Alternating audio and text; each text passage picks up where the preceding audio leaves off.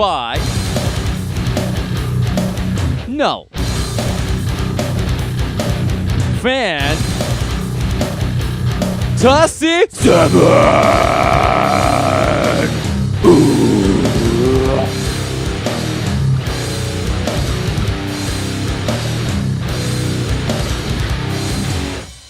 Welcome to the podcast. It's turn-based memories. It's time to test your nostalgia for some JRPGs. Was it truly epic or just rose-colored glasses? Sit back, relax, and let us entertain your RPG playing asses. Welcome, finally, to the Final Fantasy VII episode 16 of Turn-Based Memories. In preparation for today, my co-host Mel has played Final Fantasy VII for the first time in his life. For those who don't know, Final Fantasy VII was developed by the company Squaresoft before they merged with Enix and became Square Enix. It was released on the PlayStation 1 in 1997 in all regions. It was the first FF not to be released on a Nintendo console because it was just too big of a game. Back in 97, JRPGs weren't as popular as they are today. Some games such as Chrono Trigger and Super Mario RPG gained some popularity and primed Western audiences to fall in love with the genre. But Final Fantasy VII is credited as having single-handedly made RPGs borderline mainstream in popularity in the West. It's going to be a great show. Sit back and relax as Mel and myself, the legendary Zoltan, talk about what we loved and what we didn't love about the original Final Fantasy VII. Let's see if Mel's brand new experience with the game matches up with our old school nostalgia-laden experience. On this, the 16th episode of your favorite JRPG podcast, Turn-Based Memories.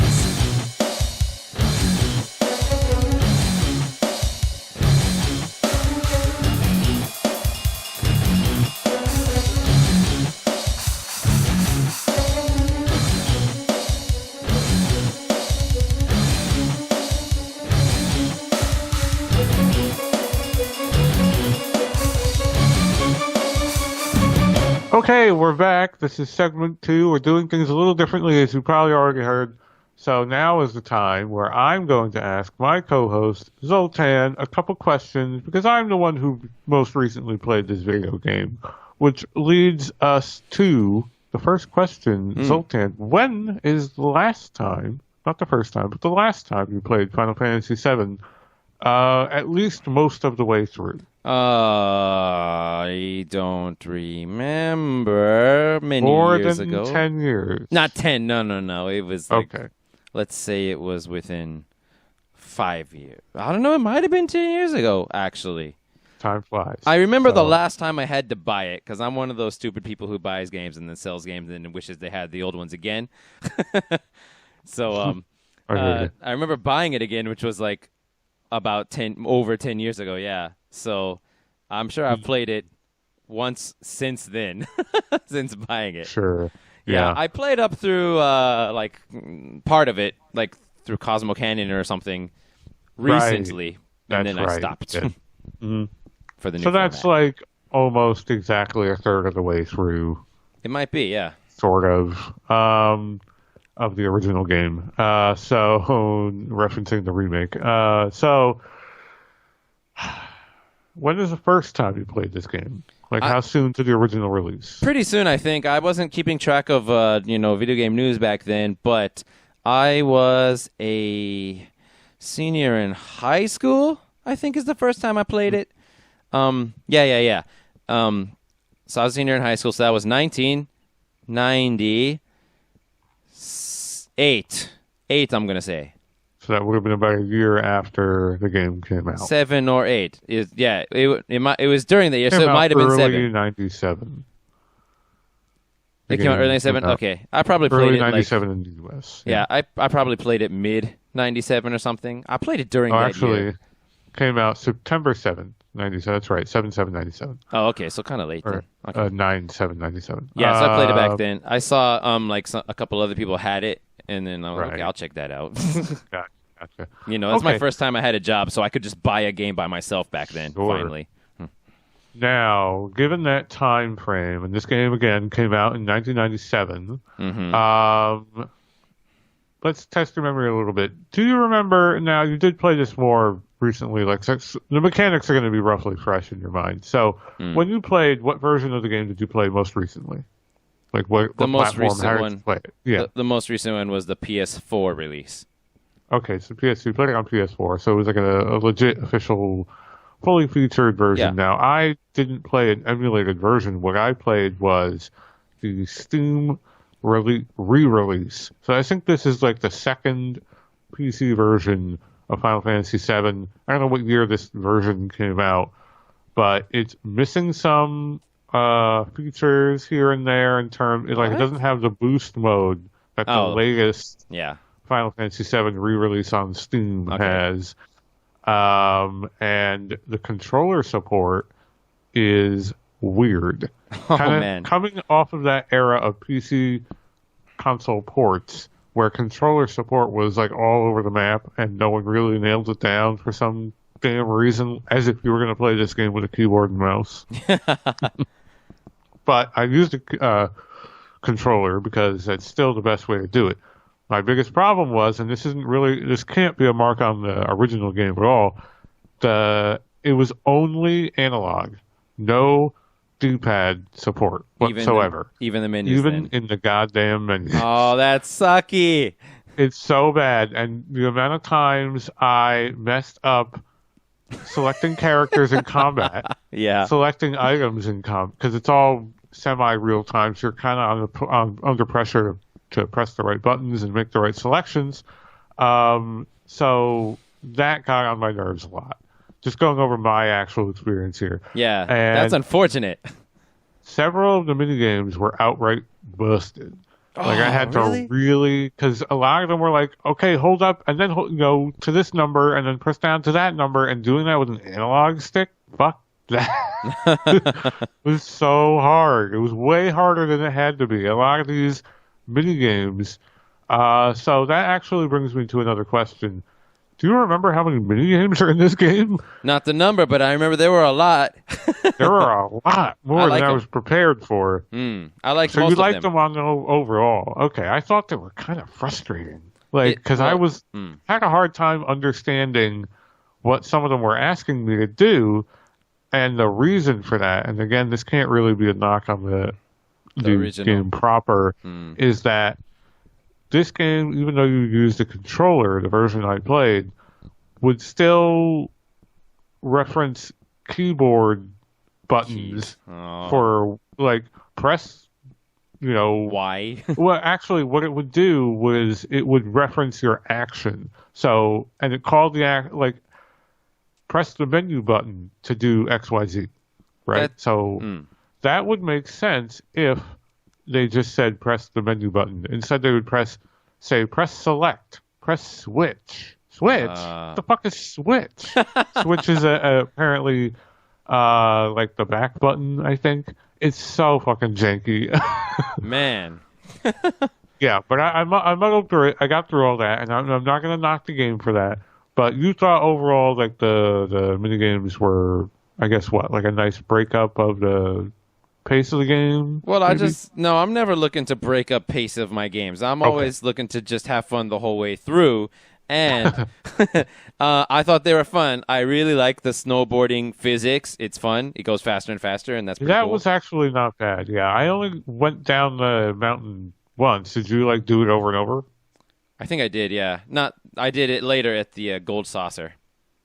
Oh right, you could do that. See, the Gold Saucer was a thing where I was just like, there's a lot going on here, and there's a lot that I don't have time for. But I did play some of the mini games. I got hooked on a little bit, like the hoop challenge one. We got to throw the basketball into the hoop. You just have to time it like 1 second or something, right? Once, but getting that timing consistently is actually pretty hard. Yeah.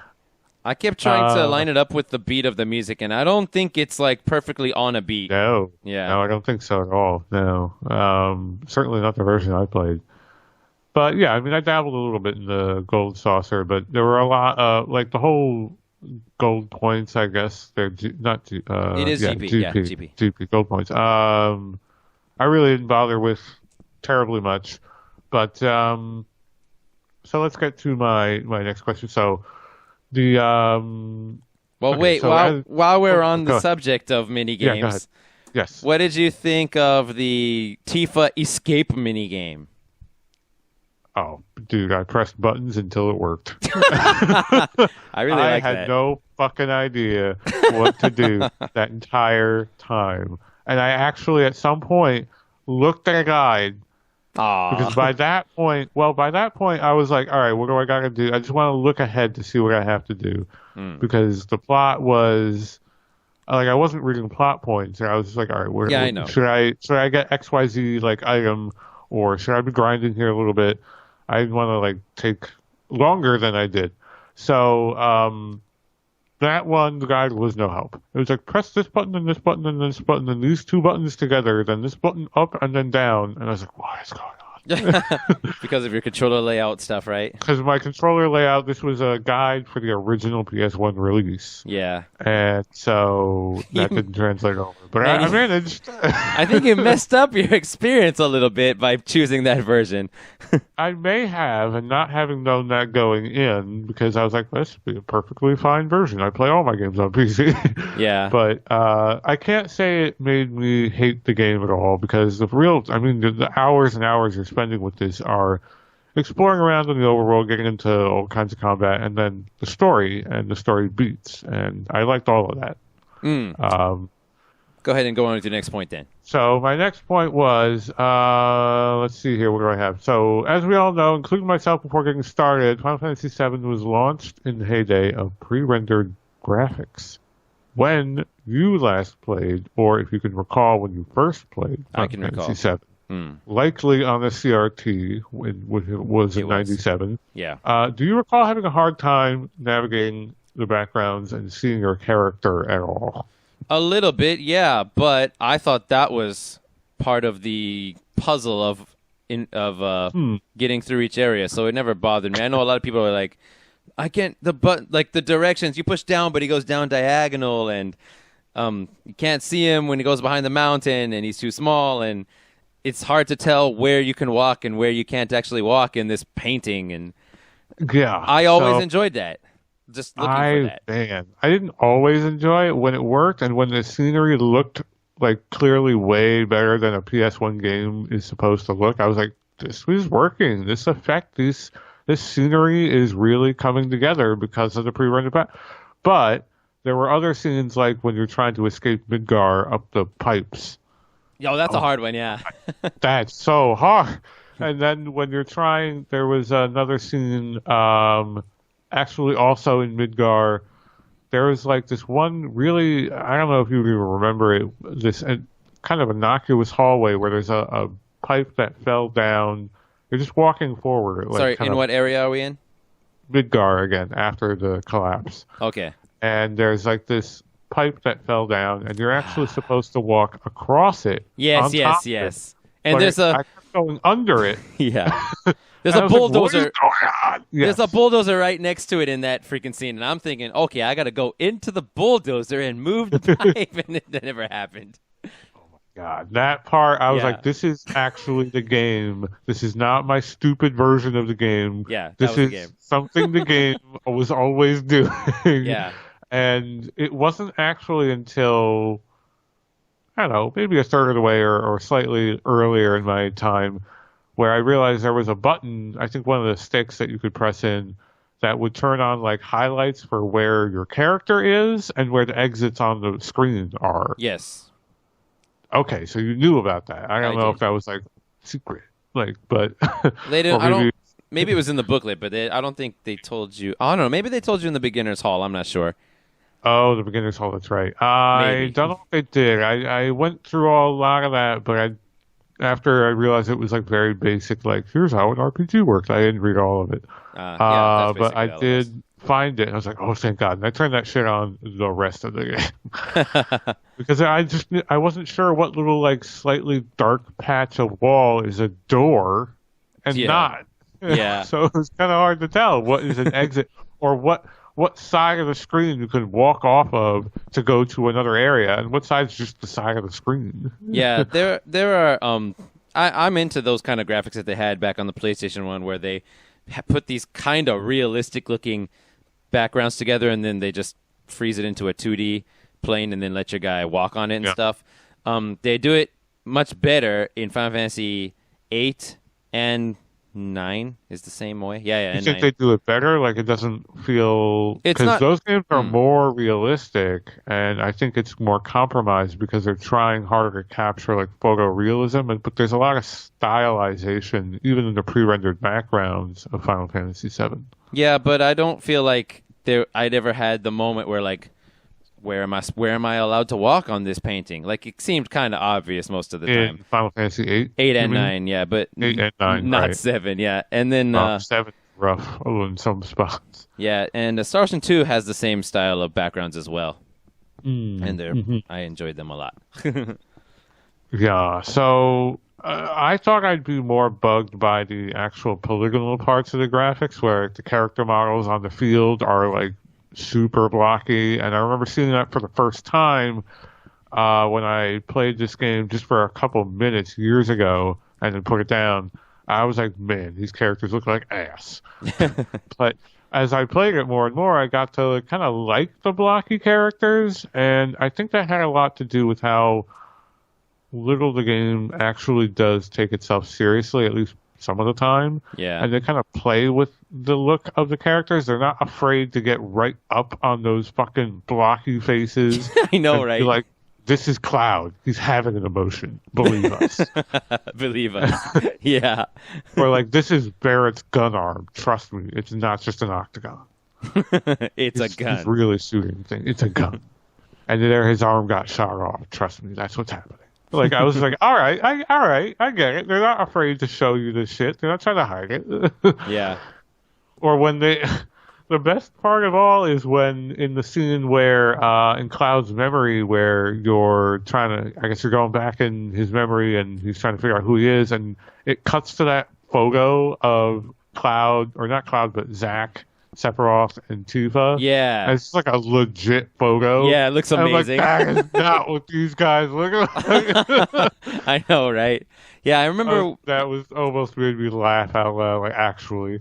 Yeah, I remember when this game came out and we saw, like, scenes like that and also the cinema scenes, especially, like, all those cinema scenes, those FMV scenes involving the weapons, the big, like, ruby weapon, I mean, those guys. Yes. And, you know, that's like the most mind-blowing part graphically. People love those. And I remember back in the day, there was a time, me and a friend of mine were saying, man, it's going to be so awesome when we can play games and they're going to look like the FMVs. And then when, I think it was as early, might have been as early as PS2, but definitely by PS3, regular graphics looked way better than FMVs in PS1 games. Yeah. Could you imagine playing a PS1 FMV game? Those like really shiny textures everywhere. Everything's got like weird bulkiness to it. Everything's so stiff. Did you notice that you can run around and move a little bit in some of those FMVs? Okay.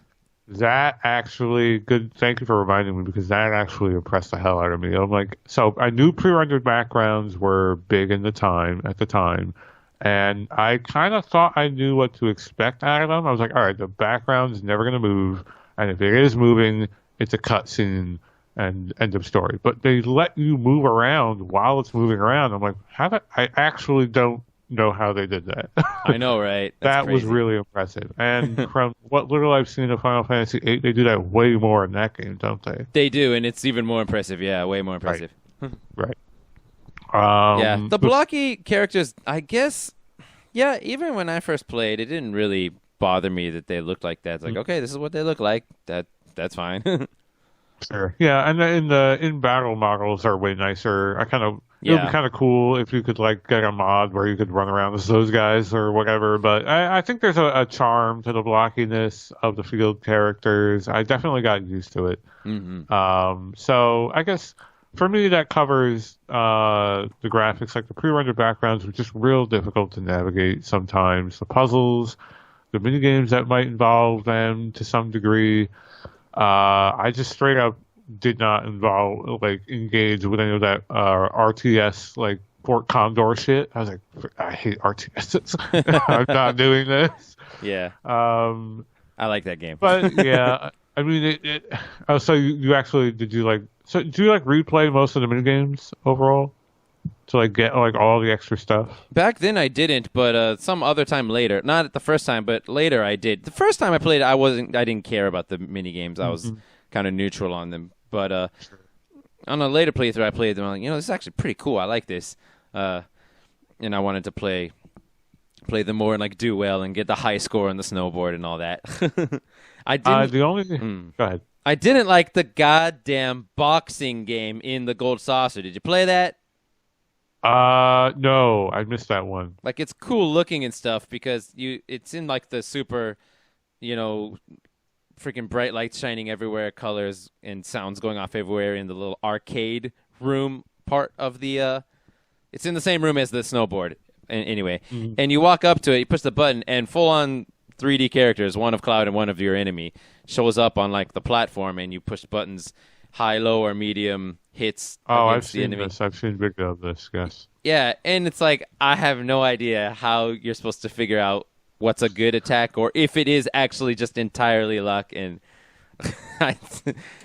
it's impressive to watch that they like made these 3D models and for this little tiny video game, mini game. I was impressed by that, PS1 days and all that.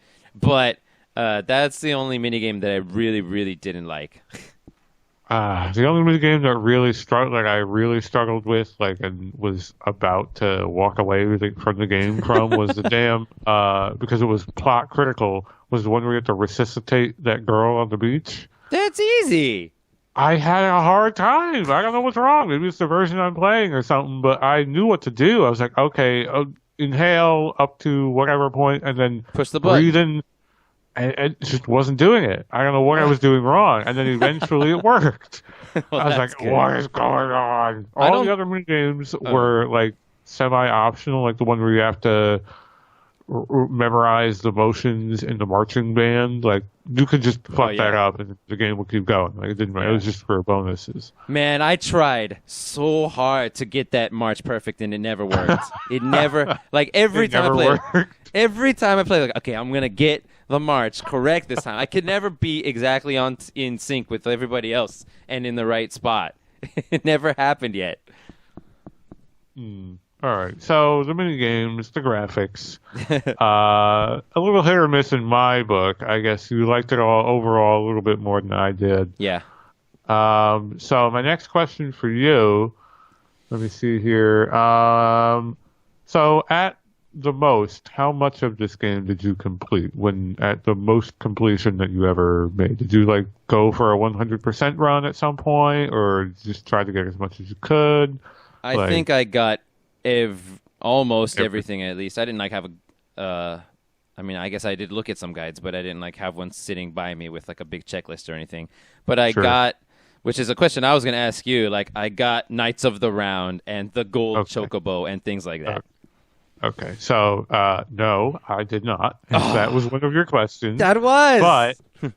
But I did, after I finished, as I usually do with these playthroughs, I try to watch something I'll watch the last third of the game on what's called a long play. Yeah, if you ever look those up. Right.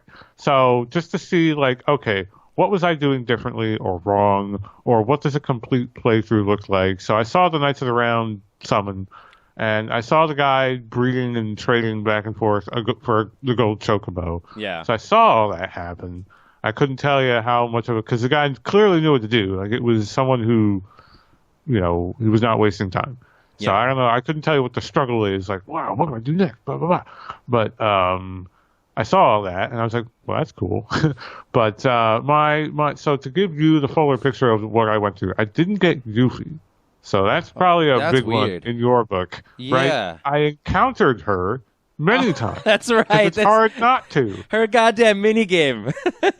She has a damn minigame where you have to know what exactly weird series of yes and no's to say. And I tried so much where I was like, there's got to be something else. There's got to be. And I saw this guy, because I skipped through his thing, get her. And I was like, oh, so I was one or two questions away of just this blind yes or no. Yeah, there's no way to really know. And then she has a whole side quest. I know that. So obviously, I didn't do hers in Wutai, Yeah. right? That whole continent. She has a thing where she steals your materia and whatever. I Yeah. didn't do any of that. Dude, this is What? hilarious. Go ahead. So she steals all your materia, right? Hmm. I think the reason what I'm gonna say happened is because I had so much goddamn materia that she just couldn't take it all, and I had like 3 or 4 left one time. Wow, I didn't know she didn't take all of it. Okay. I think she normally does, but it's like some set really, really high number, and I still had more than that because I mastered a bunch, I guess. Okay. So, yeah. I don't know. I don't know what the reason is. I thought that might be the reason why. Yeah, the materia system, just as a side note here, I thought was really cool. Initially, I was like, this seems really limited. And then it wasn't until later in the game where I thought, all I'm doing is casting spells, and spells take forever to cast. And I was getting a little bumped out early in the game until I kind of realized that characters have roles, and some are definitely good for attacking. And then you have the enemy skill materia, which is like the materia as far as I'm concerned. Oh, yeah. Because I was following a guide where, like, here are the enemy skills that you have to get. Which, if I wasn't following the guide for that, I would have never known. Like, that's really a trial and error process of like, oh, who does it give me? What does it do? Blah blah blah. So I got like all the big ones if you ever like grind it out for that. So like Big Guard and Beta. Not Beta, because that was early on where you could fight that sandworm. Yeah, and Zoltan. I didn't do that. Zoltan, right. Not Beta, but Aqualung? White Wind, Aqualung. Shit. I used Aqualung like 90% of the game. All these giant like screen wipe ultimate. Yeah, they're all really good, yeah. Yeah, they're really good. So that is like the materia. It's like the materia I use. And you get like 5 of them. Yeah, I never got 100% on one of those enemy skills, actually, now that I think about it. No. So the other things that I did in this game, I didn't get Vincent, although I came you missed close. a lot, man. You didn't get 2 whole characters. Well, from what I understand, Vincent doesn't really participate terribly much in the story. He has one story beat that's kind of big, sorta, and that's it. Yeah, right. That's he has like a reveal right. where he was a Turk. It's more than that though, and his it? Yeah, I don't really remember the details, but it was something like him and his wife. Lucretia was. All right, this is going to actually lead into my next question. Okay. But let me finish up what I was saying here. So I didn't get Vincent, but I came so close that I beat the boss that gives you the key to get Vincent. So what happened after that? I almost died to that boss, and then it was like a short walk across the mansion to get, and a random enemy encounter wiped my party. Oh! Because they all cast Confuse, and I have no way of avoiding that. And I killed myself. Damn. That's and epic. I was like, fuck it. I don't want Vincent. Yeah. In battle, I didn't ever really plan to use him much myself. Yeah, so I figured that was no crazy loss. Yuffie, I was like, maybe I should, but I didn't feel like I had the party I wanted. Let's see, what else did I have in my note here? I ended up relying on a guide to push me through to the end and not spending even longer on the puzzly parts, like the Snow Mountain. So the Snow Mountain, I was just like, I need a guide for this. I don't know where to go. I think I used a guide for that even on my first time, actually. Yeah, that's a hardcore, like old school RPG puzzle. We're gonna it'll be like endless fights that you have to slowly run away from or fight through. And I was just like, no, thank you. Well, it was the huge area, like you had no idea where to go, right? So I think massive screens where your character's like a pixel and you're just running across. Exactly. And I was like, where am I going? I think the only way you can get through that is basically to just bust out pen and paper and map out the whole area yourself. I guess so, yeah. And then there's this whole mechanic where you can freeze and get reset back to the beginning. Exactly. Like, so fuck this. Yeah. Oh man. So okay, so that's kind of my top level, like what I didn't do, like the major standouts, and like all like the the crazy end game shit I didn't get all the summons and whatever. Yeah. You missed some good certainly stuff, man.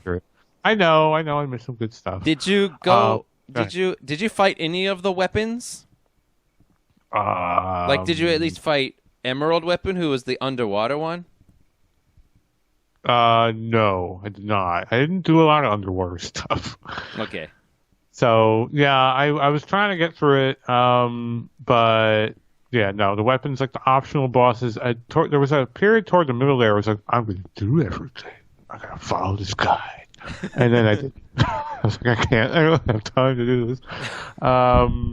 So my next question. Wait. Was, I think this is a good go ahead. part for me to go ahead and just tell you all the cool stuff you missed. Oh yeah, please. So yeah, you missed freaking Yuffie, who's like always coming. She's like a charming character who's like kind of a weird, I didn't think she was charming at all, but I got her anyway. Is she like a jerk? What? Like, what? Yeah, she's like a kind of an annoying teenager, kind of how I think of it.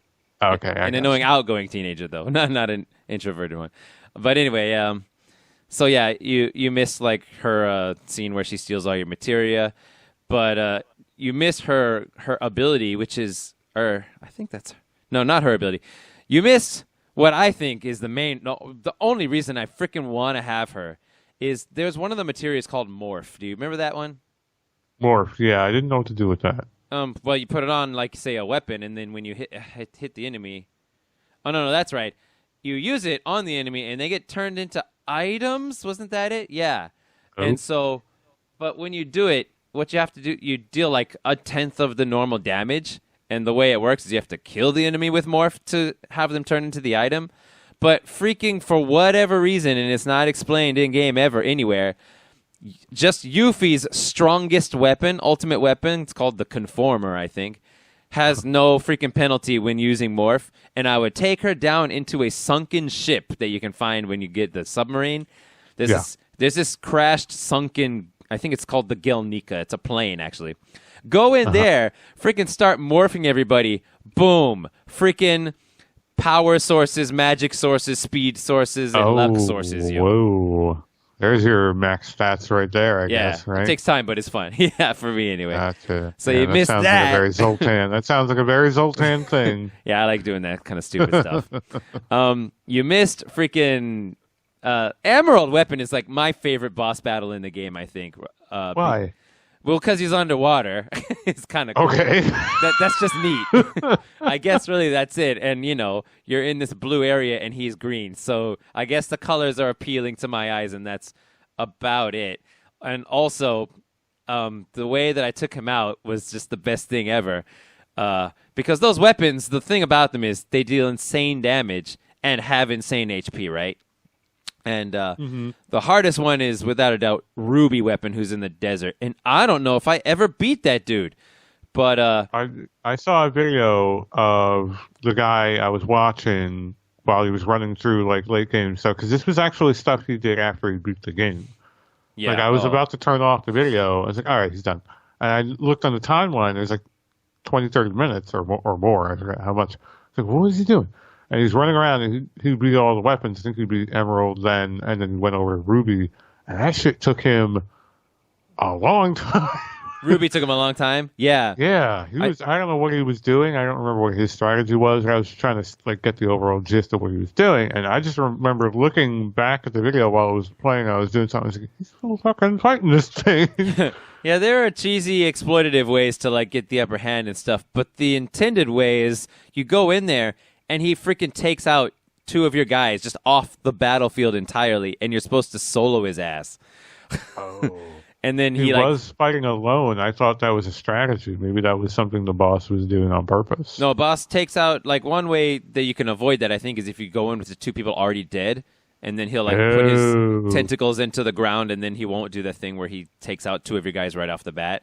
So you can do that, I think. But the intended way is apparently just to go solo. And, man, it's crazy. I remember back when I was in college, so a little bit after the game came out, and one of my friends at the time was a crazy JRPG dude, and he's like, I can't beat that freaking Ruby Weapon, man.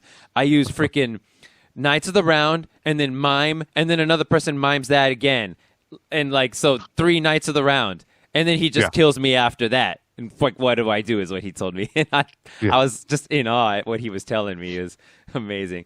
But freaking Ruby, man, I had the best freaking strategy ever, yo. You know the counterattack materia? Yes. You know if you master it, it creates another copy of a counterattack materia? Oh, I did not know that. Yeah. So all of them are that way. All of them, if you master it, you get another copy of it that's not mastered for free, just all magically.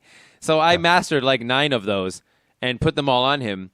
He attacked once, and I counterattacked 9 times. Oh, wow. It's way faster than Knights of the Round. I didn't think it would be that fucking summon.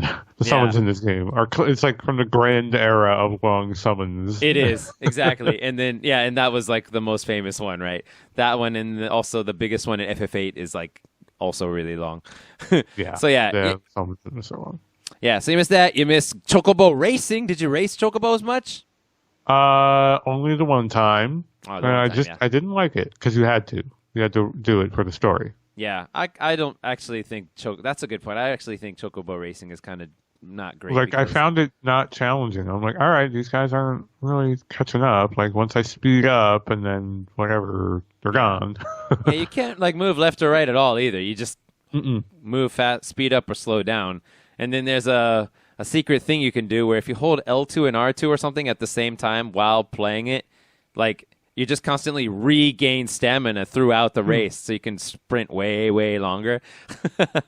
So I cheated like that, and I did that because I think you have to like up your chocobos to like S rank racing or whatever to increase the chance to get a golden chocobo, which you can then take to go find the Knights of the Round cave. And yeah, I don't know. I just felt like breeding a gold chocobo was kind of fun, and then after getting it, the ultimate, like, bestest freaking just reward you could ever get is that freaking Knights of the Round. Like, you've had a million summons. They're all kind of cool. They all hit once or twice. And then you get this summon that hits 13 times for, like, 9,999 most of the time. It's like, that's amazing. Yeah. When I was watching that, there was a, in Final Fantasy 14... if I'm not mistaken, there is a dungeon boss that basically does that summon attack on you. Because 14 is like a giant homage to other ones, every Final Fantasy game ever. And I remember knowing that was what this was. And while I was watching the guy in the video play through and summon the thing, I was trying to like look for the similarity. And it's a little similar, but I got some appreciation for it. The thing, though, about the gold chocobo was I didn't know what it was. I don't know what it was for. Yeah, and I saw him just run around up straight mountain. Yeah, that's amazing. I was like, "Holy shit!" No wonder people really want that thing. Yeah. Okay, I guess that's most of the stuff that you missed. Yeah, just fighting the whole point of the end game is finding all the big crazy materia and fighting the weapons is like what it's all about, really. Sure. So that kind of covers. So that's like mostly the gameplay stuff, and maybe a little bit with Vincent, some story related things. I don't know if you had like do you care about her story at all?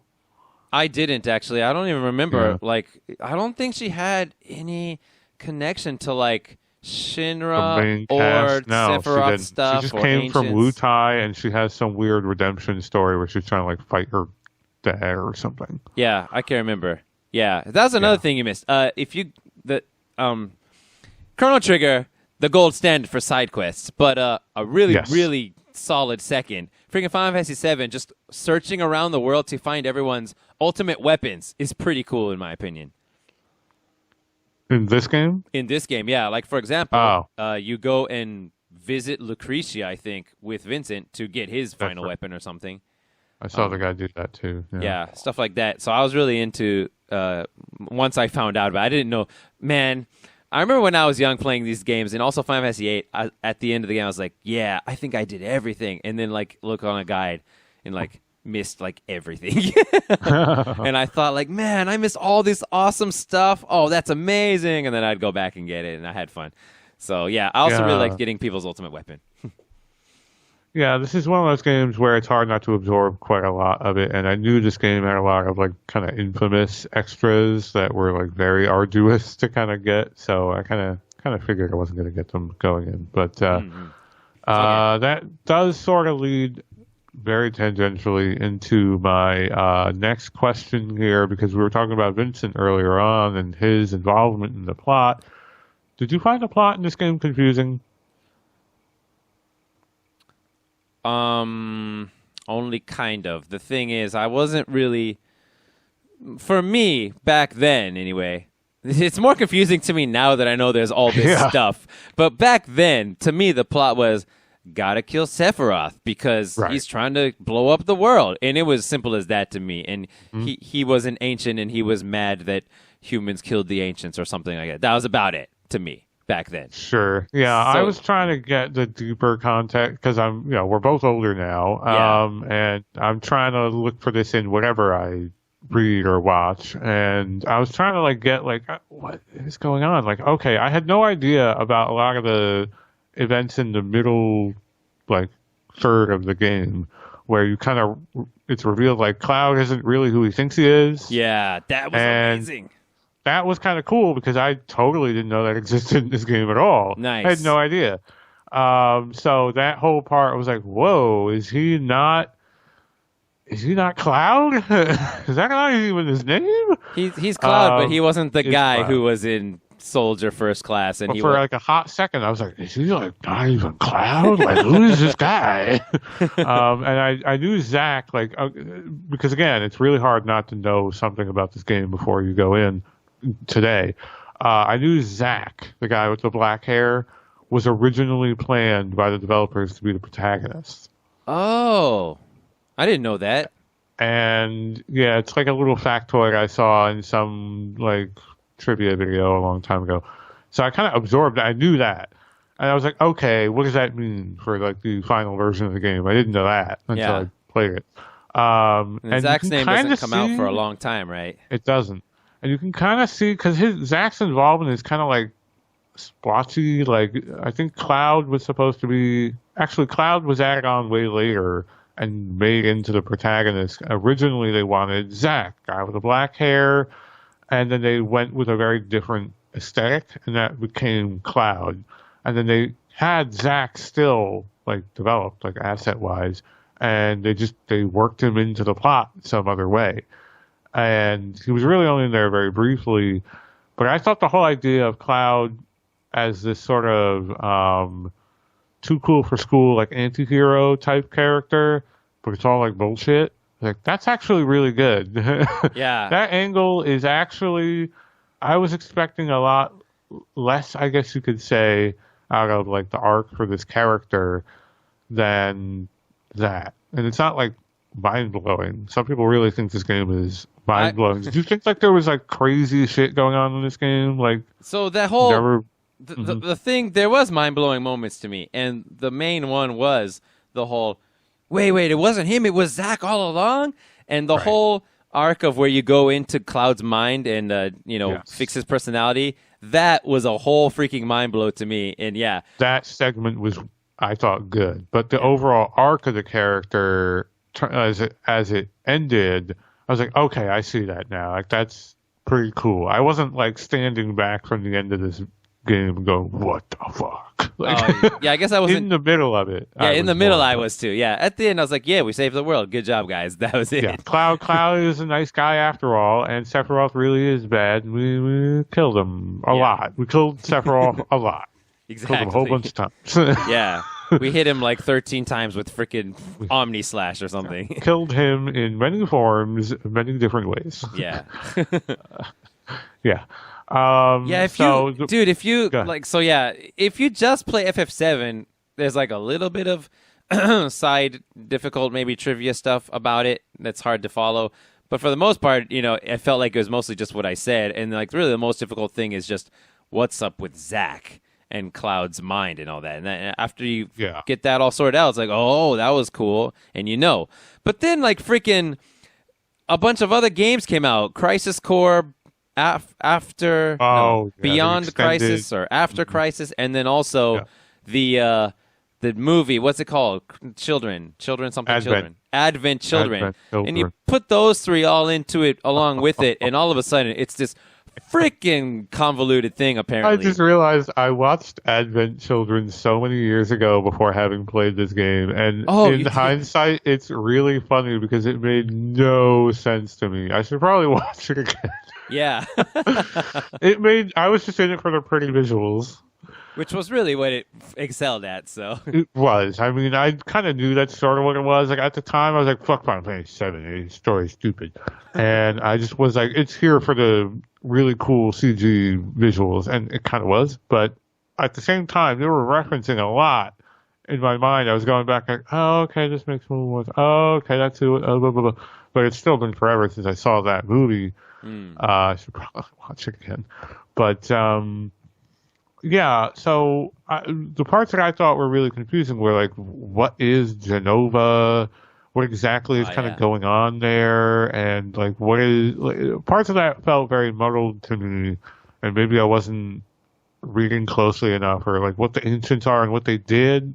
Like a lot of things they talk about but don't show, and like how Sephiroth ends up where he ends up at the end of the game.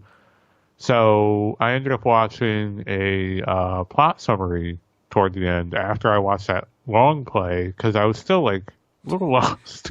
And it actually sewed it up really nice. Like I got the whole idea of it. Like, so I guess at the time I thought the plot, the revelations in the middle third of the game were pretty cool. I was really prepared for this game to go like some wild fucking directions, but then I thought it's probably not that wild because Cloud is still Cloud in everything I've ever seen him in since.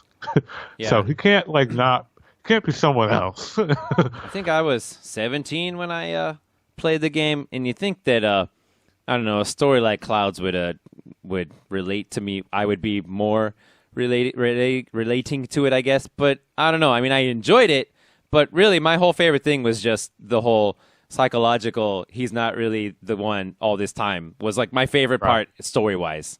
I kind of like that. I came away from all of this liking Cloud as a character more than when I just sort of knew the surface of Cloud and his attitude and his visuals and whatever. Like what you assume he is in the first hour of the game is kind of what I knew Cloud to be. Yeah. And if you don't play the game, it's probably what everyone else thinks. But go ahead.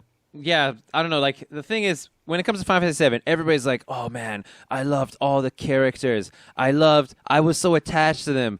And you mind if we go into some story moments? Yeah, go ahead. So you want to talk about the characters specifically other than Cloud? Yeah, and like I want to talk. So, there were all these people, like, I love the characters. I love Cloud, and I love Tifa, and I love Aerith, and I'm so attached to them all. And I'm like, I'm not really attached to any of them. I mean, I like Barrett the most because he's funny, and Barrett's cool. Yeah, and I like freaking Yuffie because of her final weapon, and then I like Cloud because he's good in combat and he's got a big sword, and I like his his story arc. But I don't know, and like people who with spiky ass hair like that, and freaking Sephiroth with long ass beautiful hair like that. Visually, very much appeal to me, but for some reason, I was never attached, and so therefore, here comes the big talk. When freaking Aerith died, did not feel much. Okay, that was actually going to be my next point. Like, what was your reaction to that scene? So, oh shit, she's dead. Damn it, I wasted all that time on her. Yes, in the gameplay sense, yes. So did you think she was gonna die? You didn't know about that beforehand? I don't think I knew about it beforehand. Okay. But then when it happened, I was a little bit surprised.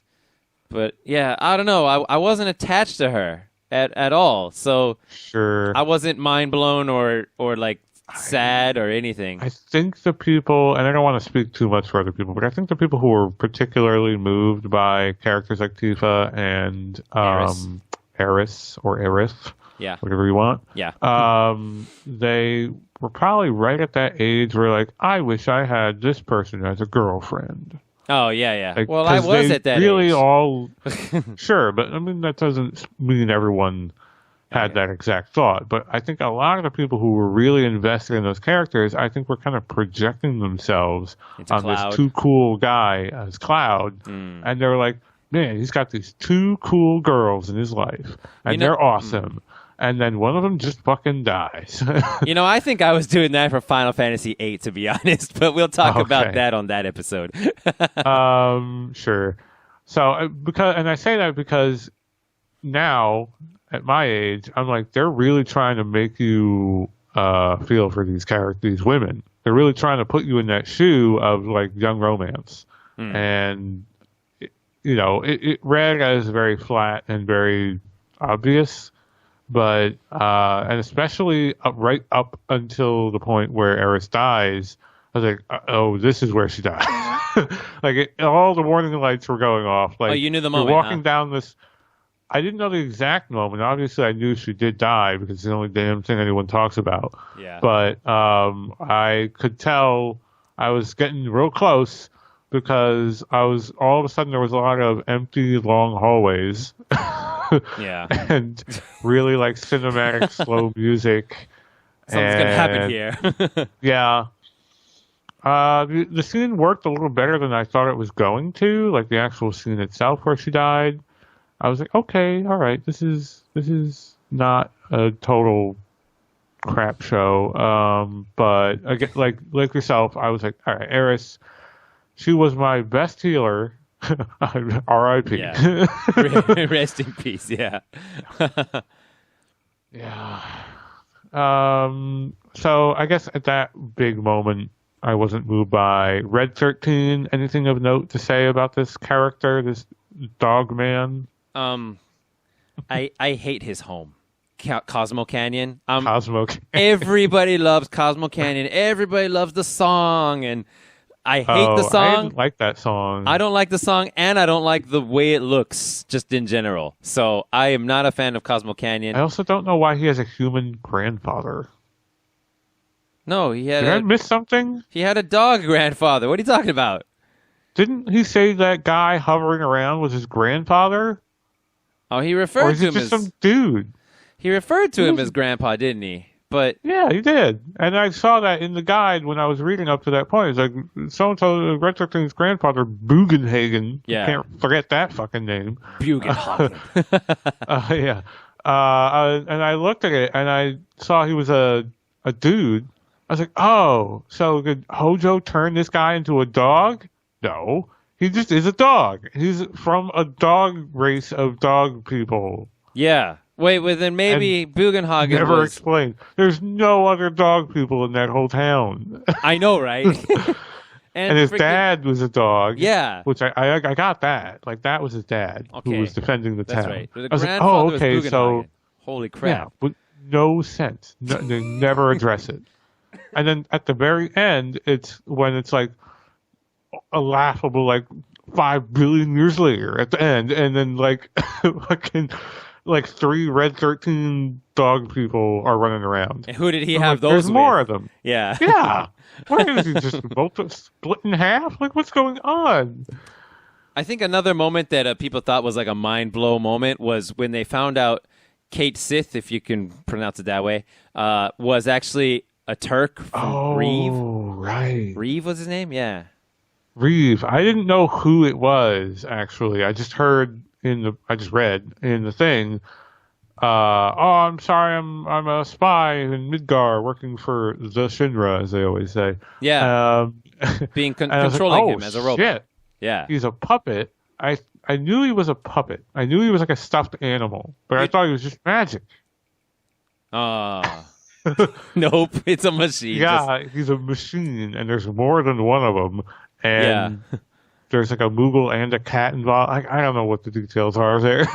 Yeah, that's just what the thing looks like. Yeah, it's kind of weird that it's like a statue. It's like a mascot of a giant Fat Moogle with a cat riding on it. Like, who thought of Black that? cat top of it. I don't know. And there's not like a thing that's anywhere else in the game. So I don't know where they took it from. But I liked him as a character, gameplay wise. I never used him. A bunch. Yeah, I used him a bunch. Toward the end. He was like a good magic user and healer. Mm-hmm. Who else? We had Sid. I like Sid in a general way. I wasn't like... I was actually a little bit other, surprised by him. I liked other Sids in Final Fantasies more.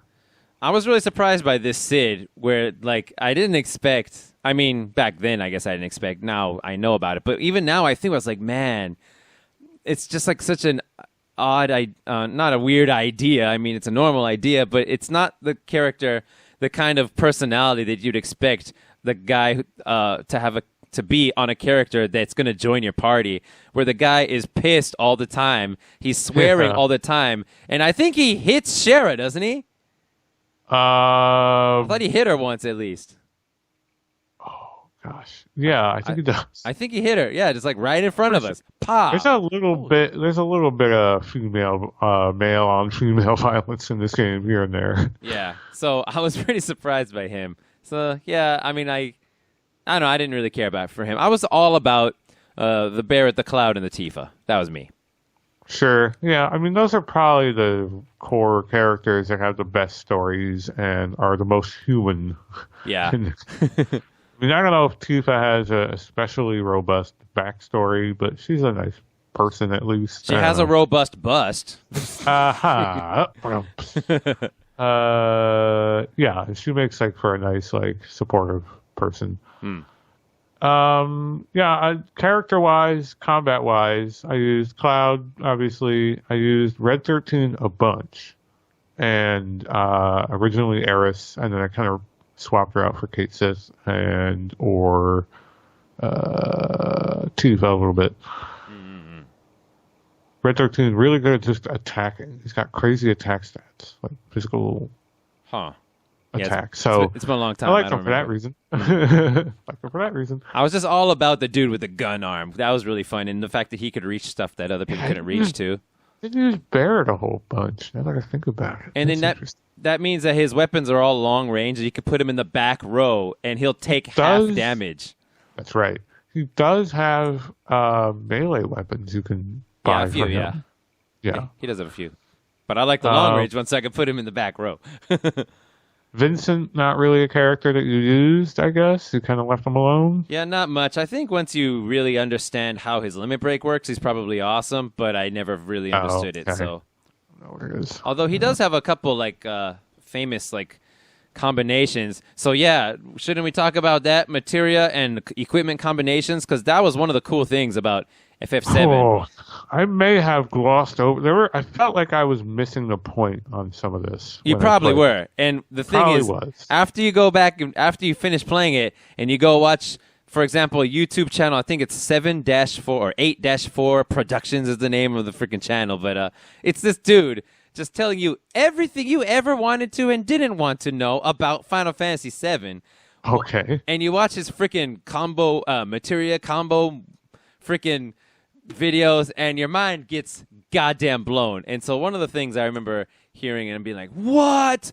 Was that freaking Vincent has a weapon like a sniper rifle or something it's called, and it says in the freaking item description, 100% chance to hit, never misses. And then you put that with the freaking, what is it called? The death blow materia, which is just a try to critical hit the enemy, and you never miss critical hits with him anymore. What? That was amazing.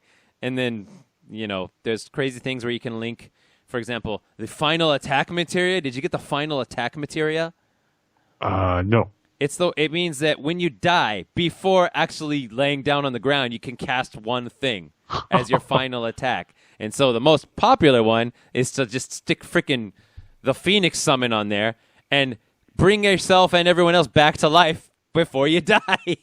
When you die. So you kind of just don't die. But then there's other crazy stuff you can do, like, well, I can't think of any of them now, but, like, it's like you can put, for example, like Neo Bahamut, a summon, okay? It's a summon material. Let's say it's Neo Bahamut. And then you can connect freaking HP Absorb to it. And then you can put another Neo Bahamut, and then you can put MP Absorb to it. And then you can put another Neo Bahamut, and you can put, what else? I don't know, something else. And when you cast Neo Bahamut, all the things that were connected to it, even though they're all separated, because they're in pairs, right?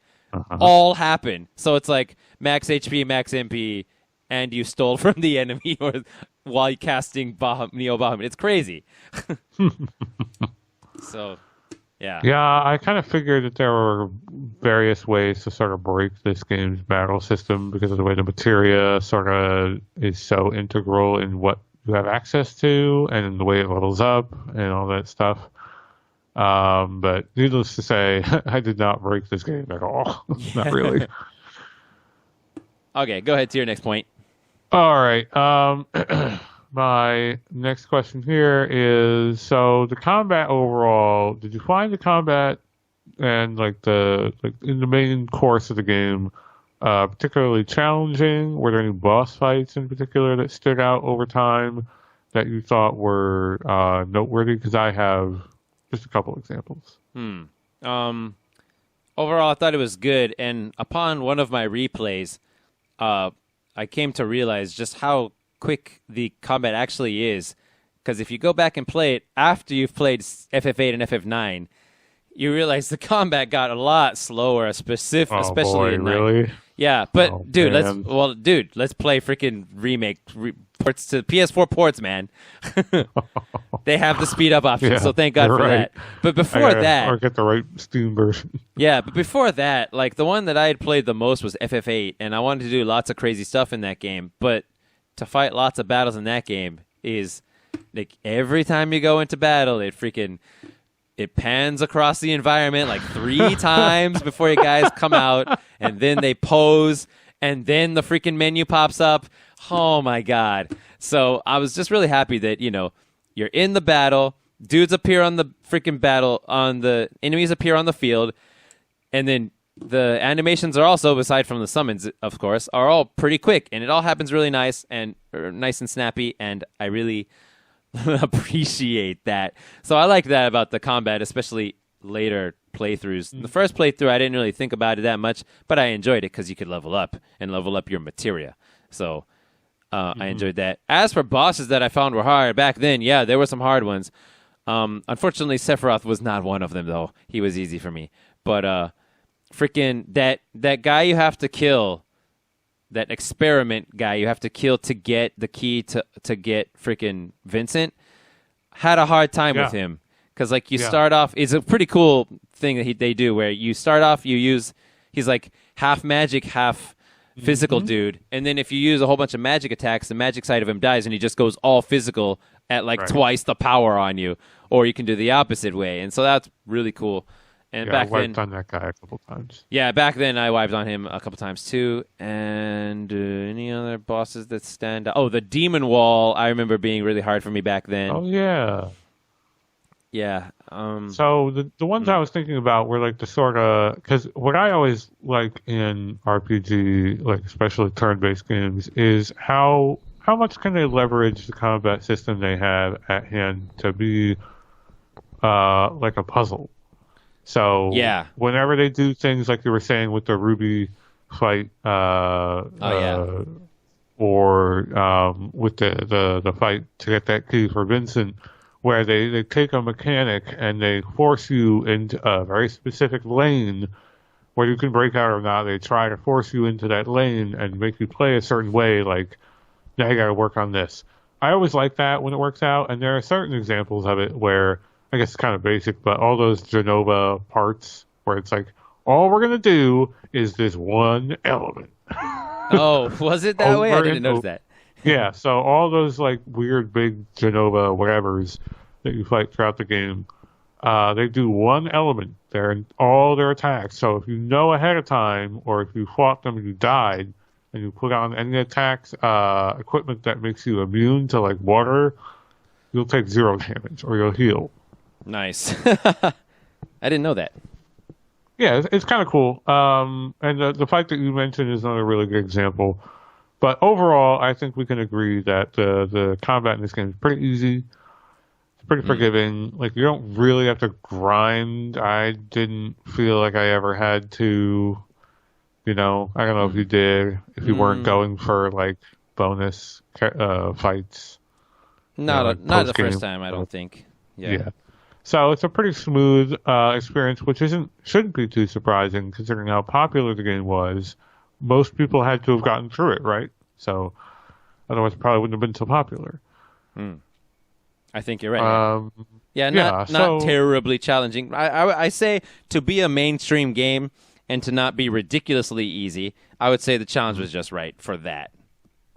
Yes, I think this is very much a mainstream game, which we have to kind of remember because in today's context, it very much isn't. The kind of game that it is. Even with games like Dragon Quest XI that came out on multiple platforms and sold very well, despite that, that's still a very outmoded gameplay.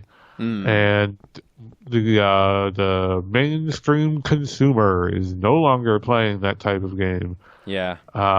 So it's pretty cool to see this a mainstream turn-based game. It's kind of interesting when you think about it like that. They should have. I mean, I think what they're doing with the remake is pretty cool, but yes. Just for what you just said right now, to bring turn-based back to the mainstream, I thought, you guys have to play it in turns, yo. I'm making you do it turn-based if you want to play the greatest game ever, but people are going to play it anyway. Just kind of try to show people what turn-based is all about. And what is turn-based all about in case the audience doesn't know? It's about that moment where you're in the boss fight and it's like, okay, what should I do that's not the wrong thing? That's the thing, is you make the right decision and then you win, or you make the wrong decision and you lose and it's epic. Or you kind of screwed yourself into a hole and you're like, fuck, if I didn't do that 2 turns ago, if I wasn't paying, if I just healed, or if I just redid the whatever, like most recent example of that kind of panic that comes to mind is Shin Megami Nocturne. Oh man, that we played, where I had some real sweat fights in that game. Yeah, that game is hardcore. That game was really unforgiving. So examples like that are really where turn-based games definitely shine. Yeah. So it was interesting to see a mainstream game take that approach and sort of make it so the difficulty curve is, I don't know, mainstream. Not to make it sound bad, but you just don't get that. Like turn-based RPGs, if I'm going to play one today, it's probably going to be pretty hard. Today? I guess so. I mean, Dragon Quest XI is not, but I'm just thinking yeah, what game are you they're thinking? probably going to be a niche. I don't know. I'm just thinking they're probably going to be a niche game, and they're probably going to be for people who are looking for a specific challenge. Dragon Quest XI being a very big exception, because when is that series not a big exception these days? They always are. So I think I have one more question here. Let me see. Actually 2. Or one more point and one question. So my last question is, did you think the ending of the game was bad? Well, I didn't think it was anything special, but I didn't. Yeah. I'm one of those people that forgives anything in the ending as long as the game is fun. So, okay. Another game, you can look forward to this. Another game that has basically not much to say about the ending, because it's just yeah, you won, and then it's over, is Xenogears. So much important stuff happens in the game, but then once you beat it, there's nothing to say about after it all happened. It's just, good job. Everybody's safe now. So I thought the ending was, there's that flash moment where you get a flash of Eris's face for just a brief second, and I was like, okay, I get it. She's there in spirit or whatever with the life force doing whatever, and it just cuts right to the credits. I thought I was expecting more in that cutscene. I don't know why. I mean, I don't know if it came off that way to you. Well, basically what happened is, actually, I don't remember what happened. I remember there was an explosion at the crater, and so I don't really remember that much. And then the airship is rocking. Tifa falls down. I remember Barrett looking out from the ships, watching something explode. It's the meteor. The meteor is crashing into the planet. Oh, the meteor crashed into the planet. Quite and it's not quite being stopped by Holy. Holy, but then the life force comes out and stops it. The live also. stream, you mean? Life stream, sorry, yes. And it's implied that that's Eris. Oh, what? Because her face is on the screen 2 Yeah. seconds later for like half a second. I didn't remember But that. yeah, but there's no after that. The only resolution is after the credits. Like I guess you see like the Midgar is totally abandoned and overgrown. And you see red 13 dogs, and Yeah, that's right. Yeah. I just thought there should have been more. Like, what happens to these people? Yeah, I mean, in all honesty, I don't know that I can't really think of any game where I was like, the ending was like, yeah, so much awesome story at the ending. Interesting stuff happened at the ending. Like, Sure, I can't think of any game, really. Like, basically, my favorite endings that I can think of are the ones where just it has a pretty video and nice music. That's all I can really ask from RPGs, because it's all about the journey, not the destination, Mel. Oh, that's very fair point. Probably, if anything I learned from doing this entire series, that probably should be the one lesson I learned. Yeah. I didn't think it was that great. I remember back in the day when there was like a bunch of hype about the original Final Fantasy VII. It was like, dude, did you know this game has 3 discs and the last disc is all just the ending? Like, people would say that, and I was like, holy crap. And then I remember seeing it. It's like, well, that's a pretty impressive CG scene that FMV that they did. But that's it, huh? Okay. Yeah. So that's something I didn't really get, like where the disc splits were, because the version I played had none of that. Oh. Like, it never indicated where the disc change was. I think the first disc split, I'm just going off memory here, it's not after Midgar, by the way. It's after, I think it's after freaking Kate Sith like sacrifices himself in that temple to become smaller and smaller and become the that was weird. Whatever freaking materia that was, I forgot. The huge materia, or no, the black materia. The black materia was, yeah. And then freaking Cloud like gets controlled by Sephiroth, and just Cloud hands it over to him. Yeah, that was kind of a cool scene. That was a cool scene, yeah, because it's like, it's cool because it's like, no, that's like the least. That's the worst thing you could do. Don't do it. Don't do it. And then he does it. You can move Cloud's like the kid Cloud child form around. Yeah, that was cool. Yeah. So yeah, I think that's when the disc 1 cuts off, and then I think disc 2 like starts when you when you unlock the final Northern Crater dungeon. I think when that opens up is the end of disc 2. I think. And so disc 3 is final dungeon and fun side quests and ending. Gotcha. Yeah. All right. Well, if you don't have anything else to say about the story, I have one last point here. Yeah, not really anything to say about the story. Although, okay, I guess this is lore related. I freaking love the way they build up how freaking Midgar, like the lore of Midgar, simply by having Barrett say, it's all because of that fucking pizza. And I freaking love that line. What? I don't remember this. Just like, it's right after that very first mission of the bombing, and you're on the train back, and you talk to Barrett on the train, and he's like, we ain't got no clean air to breathe. It's all because of that fucking pizza. It's just got a bunch of like, fake exclamation point kind of things. So obviously it's fuck is what he said. So it's because of that fucking pizza. And the first like 3 times I was like, the hell is he talking about? I don't know what he means. And then one day it just hit me. When you see the aerial view of Midgar, it's like you see the center tower in the middle, and then it's like divided into these triangular sections, and it looks like a pizza. Okay, I get it now. And I was kind of mind blown by that, because it's kind of, he's saying it's all because Midgar exists. Like it's all because of the upper level that we don't have clean air, because 1, they built it on top of our area, and 2, they use all the Mako energy, and I guess who knows where the exhaust fumes go. I don't know, but probably, yeah. So I don't know. Yeah, I thought that was a really, really excellent single line kind of giving you a lot of context, I thought. A lot of fake swearing in this game, like a lot. Yeah, Sid and Barrett, right? Like a whole lot, like in parts where it doesn't make a lot of sense too. Oh, was it? I don't know, just like where I'm trying to guess what word they used, and I'm like, what? Like that sounds like whoa. Like why would you? I don't know. It didn't always read correct. Like it felt weird. Okay, so that's all for story, my last point here is just the thing that we ought to touch on, and that's the music. Oh, right. So. Yeah. I forgot about it. The music in this game is incredible.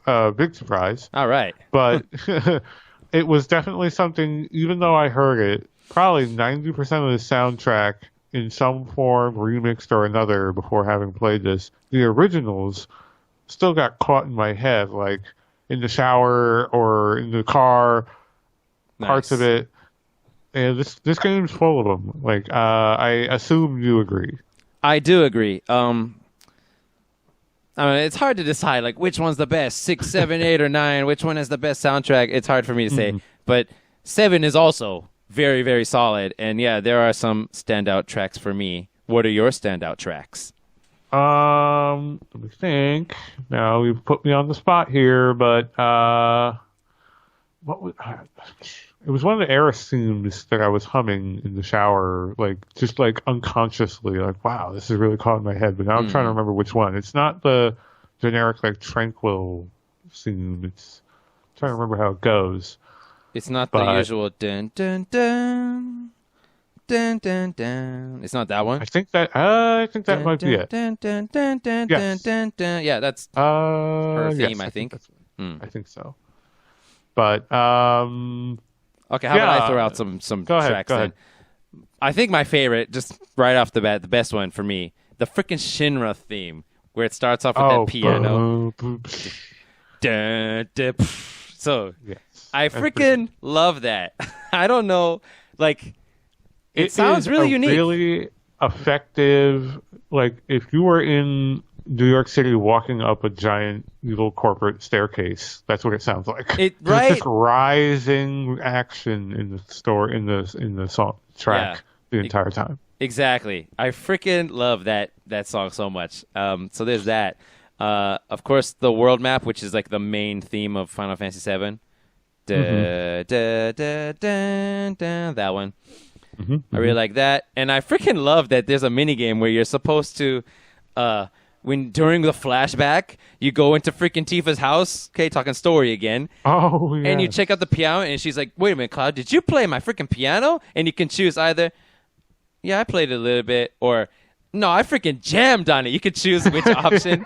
And if you want to get her final limit break, I think it is, you have to choose that you jammed on it, and then you have to use the controller buttons to play the freaking world map melody. Oh, man. Dun, dun, dun, dun, dun, like that.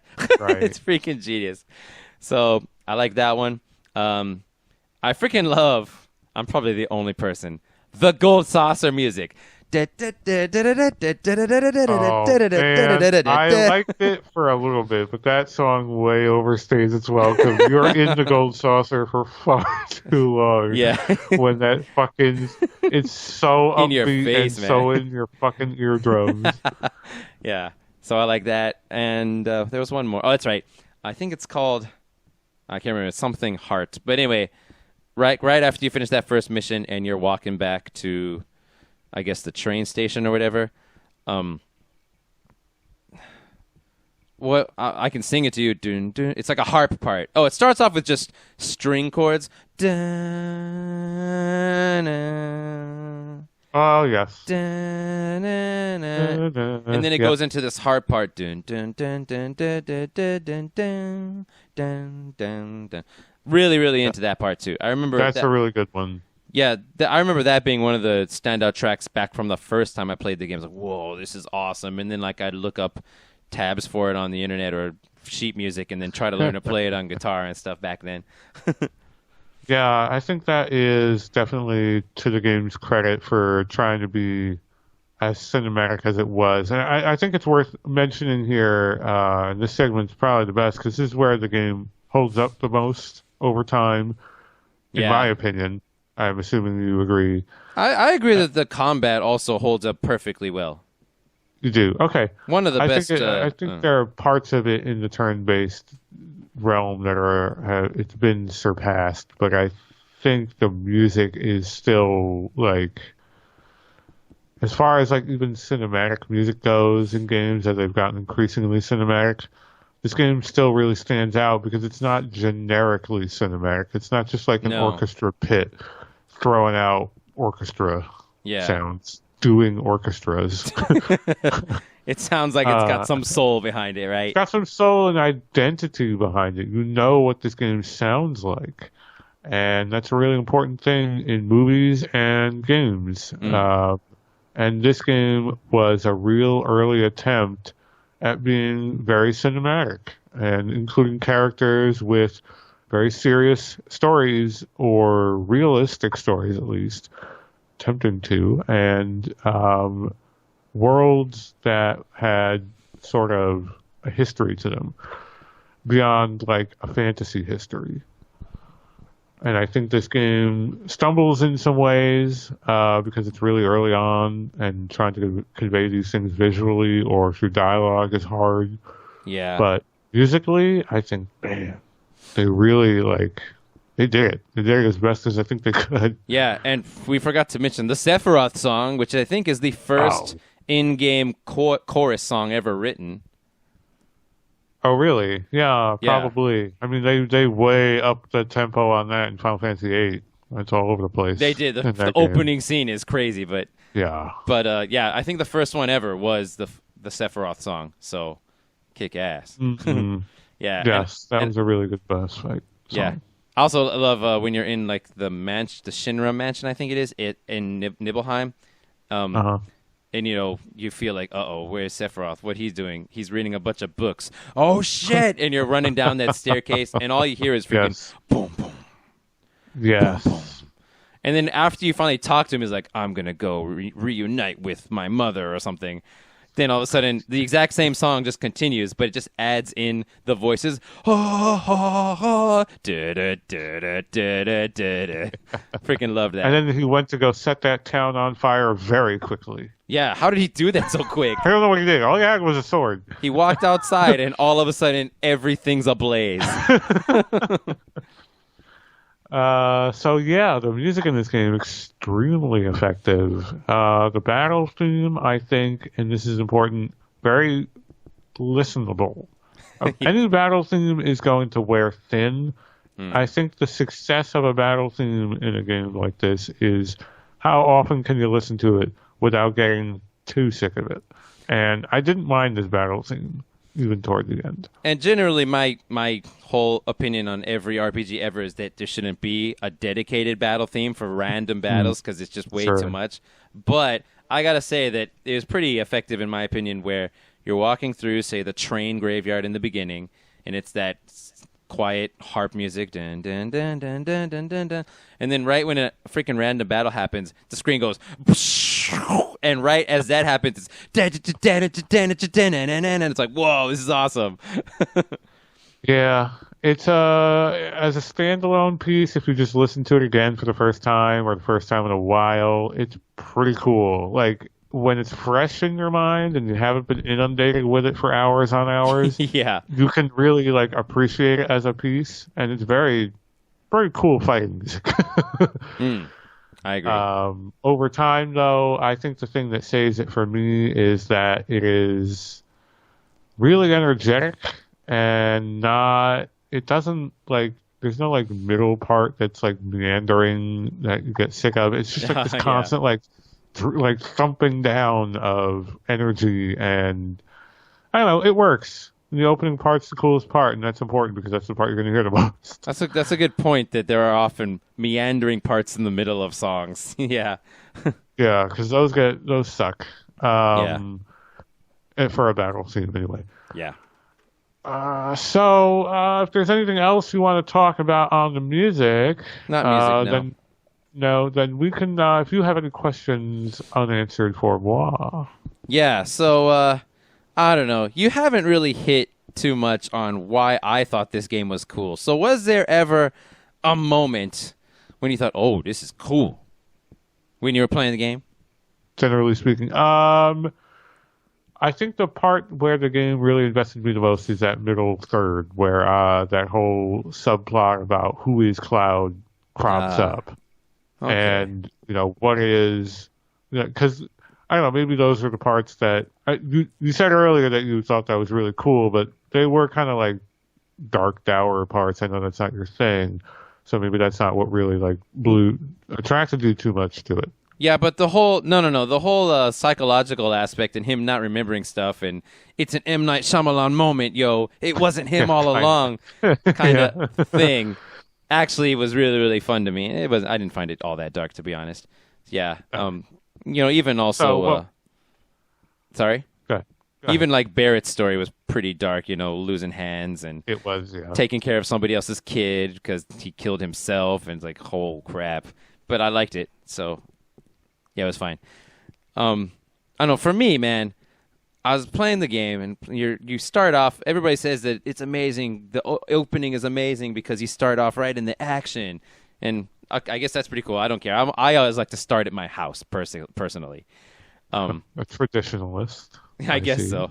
I just like to get attached to this is my house and my town.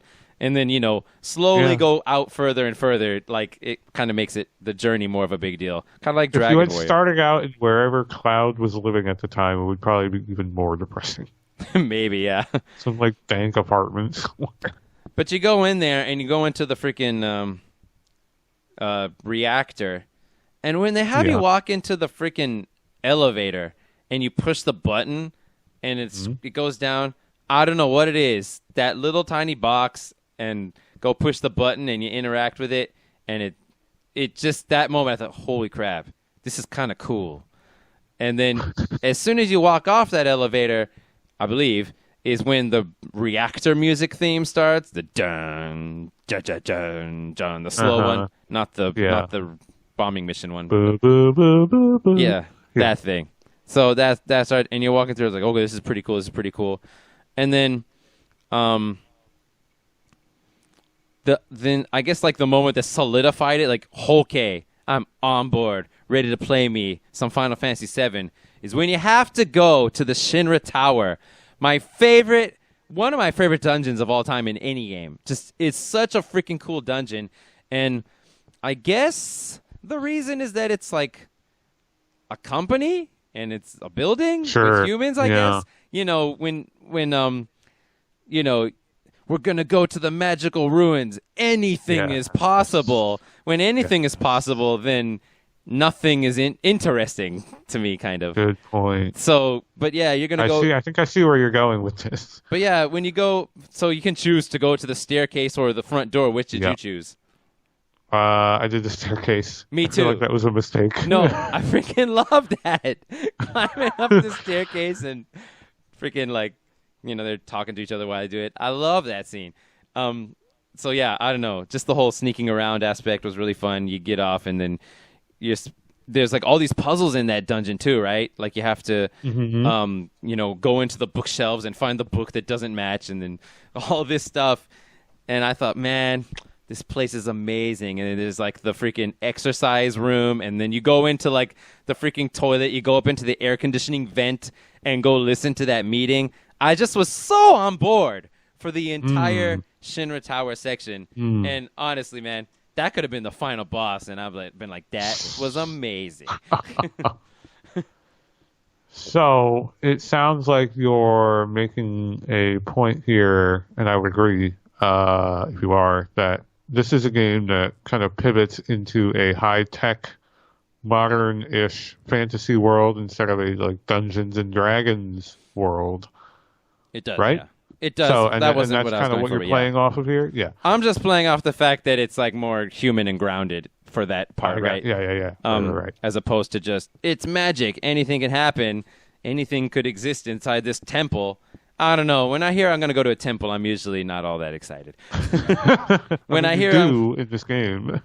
Yeah, you do, yeah. But when I hear... So then I have to go there, and if it's awesome once I get there, I'm happy. But before I go there, next destination, such and such temple. It's like, there better As be some fun opposed puzzles. to like, let's infiltrate the Shinra headquarters. Yeah, I see what you're saying. Yeah, I was all on board for that. Yeah, let's sneak into some guy's house. Okay, this is Right. now I'm excited. This sounds thrilling and stuff, Yes. and I got to not get caught. So, yeah, I don't know. Just that is one of the coolest dungeons in any game ever for me. Did you have any favorite areas? Because for me, it was like that building, and then of course I freaking loved the golden saucer, the gold saucer. And I guess really Nibelheim areas were pretty cool. I thought I knew Junin was cool. Junon was cool. I thought it was a little too big. Like I didn't know that there was a lot going on there though. Like, They had a big enough. million shops in there. yeah, they sure did. Nibelheim probably because a lot goes on there. You revisit that a whole bunch. It's a pretty cool looking place. Midgar, I felt like I wasn't there enough, and I didn't really care a bunch. But yeah, this is a game that pivots into this world of high technology for Final Fantasy. Prior to that, it really didn't have that at all. It was all very like, I don't know what, 1700s-ish era. Yeah. And now we're in like this sort of dystopian future setting. And except for Final Fantasy IX, every Final Fantasy since has been somewhere in that similar setting. No, 12 also went back to old. Oh, you're right. Yes, Yeah. 12. But yeah, this one. Yeah, so 7, 8, and then 10 also was kind of, I guess, high tech 10 in was a way. super high tech. Yeah, that was like Future City. Spira. Oh, that's and right. That world Yeah. that he was in, he was like a celebrity. Yeah, Xanarkand in the beginning was crazy. Yeah. And then 12 wasn't, but then 13 was high tech, and then 15 super high was tech. also 15 high tech. Yeah. 11 and 14 are not, but they're like MMOs. Yeah. So yeah, it was definitely a mark to play because all the prior Final Fantasies were not. This. Indeed. Yeah, None of that them was a tried. big departure. Yeah. Yeah, and then you had, I remember this being sort of a big thing for games like Earthbound, where like it's set in the real world Yeah. with houses and people and cars. Yeah. You know, Police so- officers and hippies. police officers and moms. And here you have like offices and dudes like cubicles and TV screens and trains. And that was something new for a fantasy role-playing game. And I think they definitely set a tone for it. It didn't really occur to me, since I'm coming to it so out of step, that that's sort of a big deal for this game. It was, at least, yeah. Yeah. Okay, another question. Just a quick one now. Go ahead. Which waifu do you prefer and why? Oh my gosh. That's important. Obviously if I not had Yuffie, to- because you didn't get her. Obviously not Yuffie. If I had to pick Tifa, because I think Eris is, I don't know, she's too, You don't like her personality? fake. I don't know. She's nice, but she's too, anime perfect. You know what I mean? Oh, I guess so. Perfect little person who is perfectly innocent and whatever. I don't know. She felt Tifa seems like a real human being. I see. Yeah. That's what I prefer Tifa as well. Not just for her body, but also for her personality.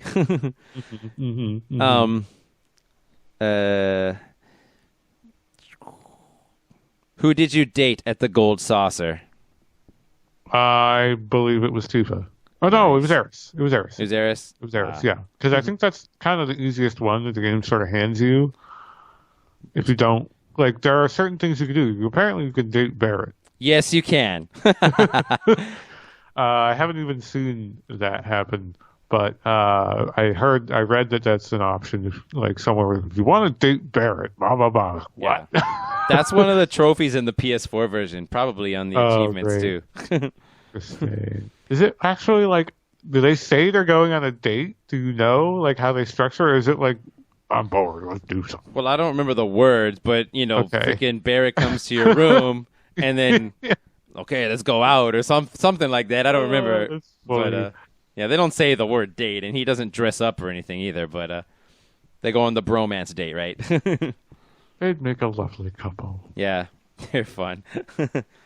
Yeah, and you ride that freaking ropeway thing, and Yeah. you can push the button to look out the window, and every time you do, a freaking FMV video plays of whatever area you're over in the Golden Saucer. Gold Saucer. Jesus, I didn't know that.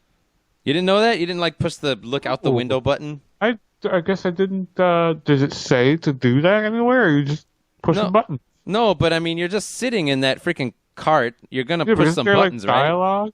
There is dialogue, but So I was probably just pressing the button for the dialogue. Oh. I didn't know there were other buttons. yeah, you can like do a couple little movements, and one of them is to look out the Ah. window. And several times throughout the journey, you can look out there, and you'll see like a bunch of fireworks going off, and you'll see this area and that area, and FMV sequences. So it's pretty cool. Interesting. Yeah, I think that's all I had. My biggest concern thing that I wanted to talk about was freaking Shinra and the Shinra headquarters, because that is the coolest thing ever to me. The Shinra. Yeah, They the say Shinra. that. Exactly. Like, what does that mean? Why? Yeah, I thought that whole opening couple of hours extremely strong. President dies right away. They blow up half, like a third, I don't know, an eighth of the town. Yeah. Just don't care. Everyone Yeah. dies. One slice of pizza gone forever. Including everyone on top. Like, Right, it sure fell they on. died too. Yeah. Like, what the fuck? I know, right? That was crazy.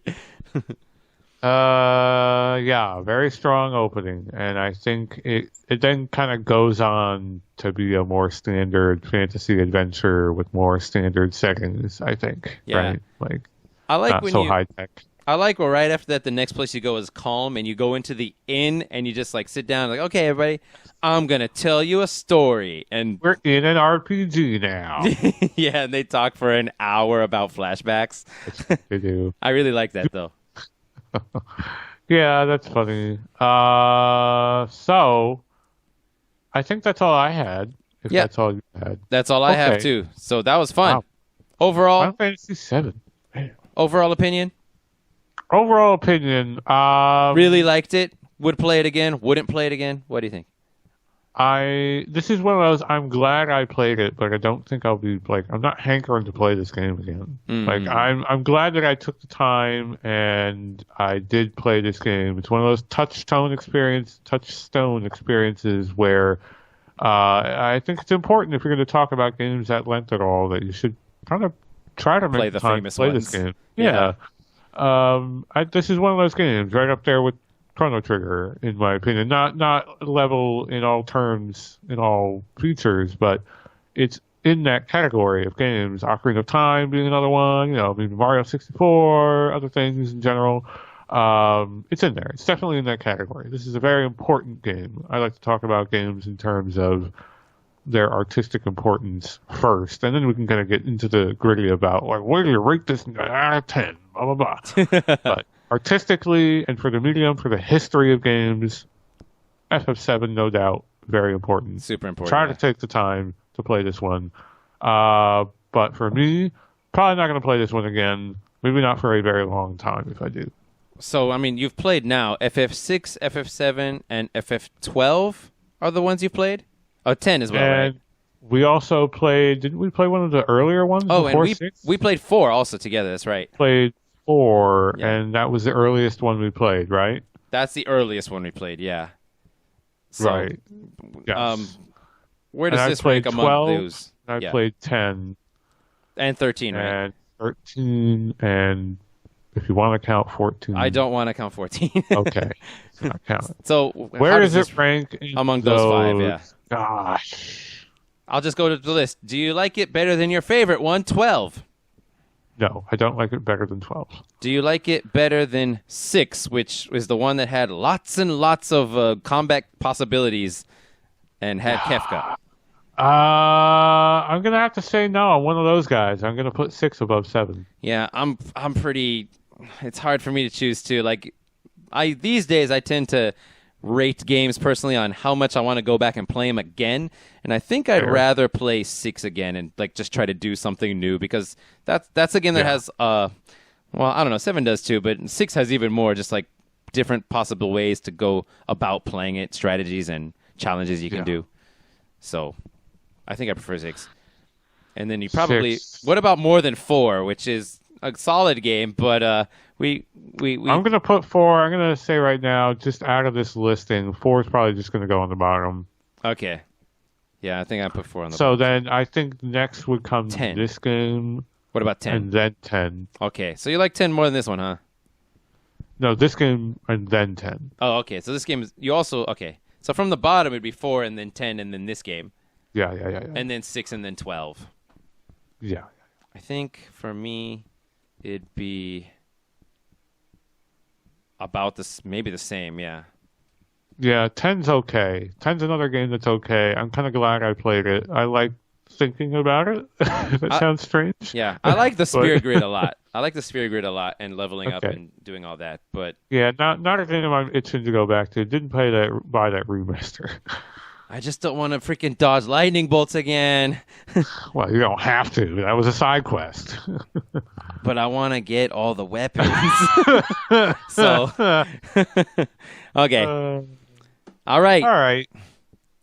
So then So you have who's gonna to take us out? Is it me? Am I taking us out here? well, you need to introduce us the next game that I'm gonna play for the show. Okay, we are gonna play on our next episode sometime in this lunar century. We are gonna be playing Metal Saga. Oh my God! I never You've heard all of it before. heard, played, and loved this game. Everybody right? knows Metal it. Saga. Everyone knows. Everyone has a pre-baked opinion on Metal Saga. You're already spoiled, right? Yeah, I heard. I heard that somebody dies, and Yeah. yeah. I don't All right, know. so this one's a little more obscure than Final Fantasy VII. Okay. Yeah. But this is a PS2 RPG that I think I found by accident. And Just tell me, is it is- turn-based? Yes. Okay. So, and yeah, we'll leave it there. I'm really looking forward to what Zoltan has to say now. How exactly you're going to be playing this game? What So method? I have the actual PS2 version and a PS2 to play it on, so I'll just be playing it There it old is. school. I don't think this game is available any other way except emulation. So, if you're playing along at home, get yourself, a PS2. X2, whatever it's called, emulator, and then find this game. Or get a PS2. If you're listening to this, you probably have a PS2. You're probably someone who has a PS2. So then try and find a copy at a used game store. Maybe a local store has one. It's probably not hard to find. But yeah, not a giant name. The Metal Saga series. It is a series. It is. Huh. It is a series, but it's one of those series that don't have a lot to do with each other. Okay. It's related to Metal Max. If that Heard of means it. anything Heard to of you. it. Right. It's very tangentially related. And I have not played any other games in this series. So that's all the background that I'm going to give for now on Metal Saga. I know absolutely nothing about it, so totally the freshest possible fresh person ever that you could ever imagine. Perfect. So that'll do it for this episode 16, right? We're on 16? I believe this was 16, yeah.